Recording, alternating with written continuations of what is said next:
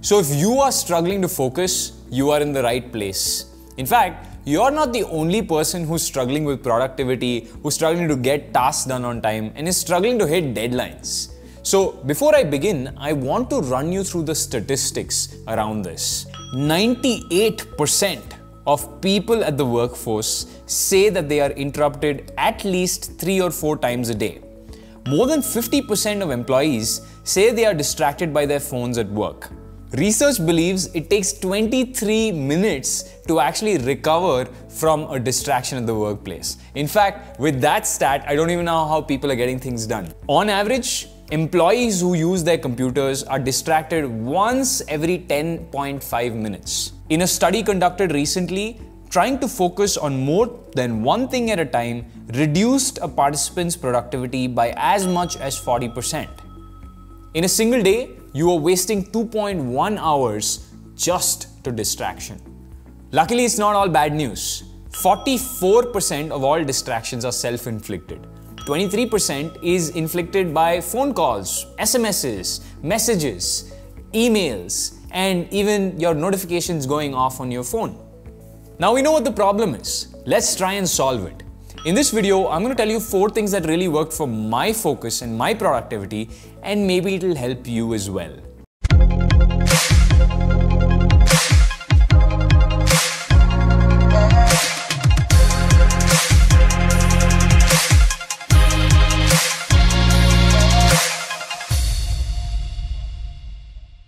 The first thing is to understand that humans are not multitasking creatures.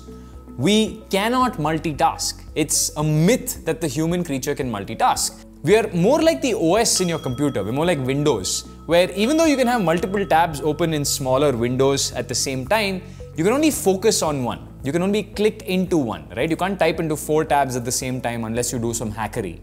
So it's the same with humans. My suggestion is to get rid of the idea of multitasking. If you think that your job today is to write a newsletter, if your job is to write 1,000 words, then what you have to do is take everything that could distract you, starting with your phone, which is your biggest distractor, next with email, next with food or any other distractions, get them out of the way. Give yourself 5 minutes to play with all of these things at once, right? So give yourself, go grab something to eat or check all your notifications, then put your phone on silent, close your door so that you're not able to go to your fridge and get back to work. If you have friends, if you have people that are distracting you, if you're in a workplace where people keep coming and distracting you, be very strict and unapologetic and tell them, hey, I'm focusing on something, please do not distract me from this. Now I know the feeling, right? When you've started working and maybe you're writing a newsletter, after the 5th line, you feel like, maybe I should check my phone. Maybe I should, go open the fridge. These sensations are normal. Just ignore them. Understand that they are normal. Understand that as you are weaning off many of these multitask devices or the devices that force you to switch context. This is called context switching. Even Elon Musk has problems with something called context switching, which is the process of you doing something and then being distracted by something else and then switching over to that task. You will feel these pangs to open your phone and check it. It will go after a few weeks, I promise. Stay at the task. It's like meditation. Every time you get distracted, bring yourself back. Gently, without judgment, bring yourself back to the screen. You get distracted again, bring yourself back to the screen. Focus is not only about discipline, it's also a form of meditation where you're actually bringing yourself back to the subject at hand again and again and again without judgment. I also want to tell you a statistic on multitasking. Focusing on one task at a time has been proven the most efficient way to move through your to-do list. When you single task, you accomplish more in less time with less stress and lower feeling of frustration. Now that brings me to step 2. I'm not saying that if you're focusing on a task that you should abandon your mobile phone or your fridge forever. You can get back to your mobile phone, you can get back to your fridge, you can get back to your friends, but in timed intervals, in pre-planned intervals. This is something that I personally use called the Pomodoro Technique, which means that I spend 20 minutes on focused work and then you get 5 minutes to do whatever you want. And in the time where you get to do whatever you want, you can absolutely do whatever you want. If you want to spend time checking your phone, you can do that. You want to go open your fridge and see all the food inside, eat that food, you can do that if you want. Of course, watch your diet as well, but you're allowed to do anything distracting for those 5 minutes. No judgments. But after the 5 minutes are up, you have to get back. The best way to do this is to download a Pomodoro app on your phone. There are plenty of free ones. It's a very, very simple app, and play according to that rhythm rather than the rhythm that's in your brain, which is a distracted rhythm. Like I've mentioned before, on day one, do not expect to be perfect at the technique. It's going to irritate you. You're going to spend more than 5 minutes on some distraction. It is not going to be easy. But after some amount of time, after training, after discipline, your brain gets used to the 20-minute work and 5-minute break chunks. Your brain will get used to it. So count on that happening. It's like training any other skill, right? You're obviously going to fall off a bicycle if you try it for the first few times. But eventually, you learn the most important thing that somebody that rides a bike learns, the skill of balance. The next thing is to actually choose the right environment. Let's assume there's a person that never gets distracted, that claims they never get distracted. All you have to do is pick that person up from whichever cubicle they're in and go drop them in the busy streets of HSR in Bangalore. Let's see how that person stays undistracted. The thing is, distraction is as much about you as it is about your environment. We are creatures that are tuned by the environment, and to change ourselves, we often have to change our environment. 86% of employees believe that they are more productive working alone without any human in their vicinity. Daniel J. Levitin says, and I quote, "One of the easiest ways to change your behavior is to actually change your environment.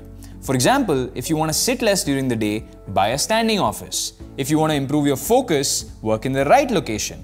One way you can exploit the hippocampus, which is a part of the brain, the hippocampus's natural style of memory storage, is to create different workspaces for the different kinds of work you do. Suppose you're working on two completely different projects, have location 1 for the first project and location 2 for the second project. Your brain immediately associates that location with that project. It's also the same, surprisingly, with sleep. If you start working in your bed or playing games in your bed, eventually you're not going to feel sleepy in your bed.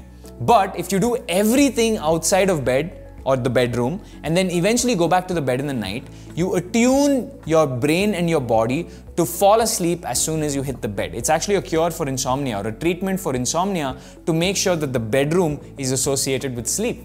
So this is you doing this at the hardware level, right? You can also do this at the software level. You could create different user personas on your computer. This is something that I did, which prevents you, for example, from seeing the games on your desktop. Maybe you have one persona just for work. Maybe you have one persona for a different project with your Spotify and your etc. on that. So you can use these logins or these personas on your desktop to change the person that actually approaches the computer. So you could have a fun version of you that has all the games but doesn't have work. You could have the work version of you that doesn't have access to games, and so on and so forth. We as humans can control ourselves by controlling our environment. If you're somebody that manually goes and looks for your game, on a different login, then you can get apps that actually prevent you from launching a game from certain time to certain time. As long as you can put handcuffs on yourself and are okay with those handcuffs, you can become more productive. That is you controlling your environment, which is giving your brain freedom, paradoxically, from the shackles of the game. Finally, and this is a hard one, is to actually make work feel like play. Now, either you find a job that you really have fun doing, that you do even if you didn't get paid for it. Right? For example, if you made me play PUBG, I would love to do it all day, right? I'm not even going to look at it or feel like it's a job.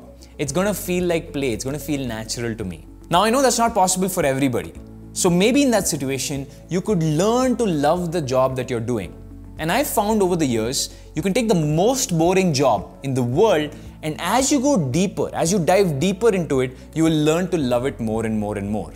My ex-co-founder Shashank once told me that he hated doing finance. He hated sitting with a spreadsheet.